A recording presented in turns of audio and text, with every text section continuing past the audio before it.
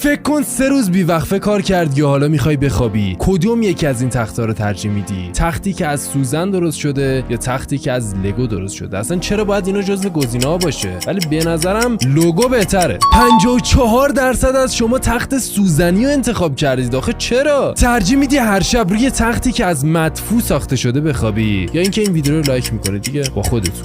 100% از شما این ویدیو رو لایک کردید. اصلا نمی‌کردید عجیب بود. ترجیح میدی روی تختی بخوابی که کامل از سنگ درست شده یا روی تختی بخوابی که اونو از سیم خاردار درست کردن؟ اینم دیگه راحت تر شد. من میگم سنگ.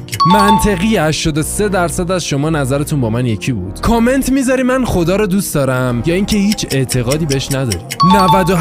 98% از شما این کارو انجام دادید. تختی رو ترجیح میدی که روش پر از کرمه یا اینکه تختی رو ترجیح میدی که از اسید ساخته شده؟ اصلا چرا باید اونی که از اسید ساخته شده رو انتخاب کنی؟ قطعا میمیری. 42% تخت اسیدی رو انتخاب کردن. مغزتون.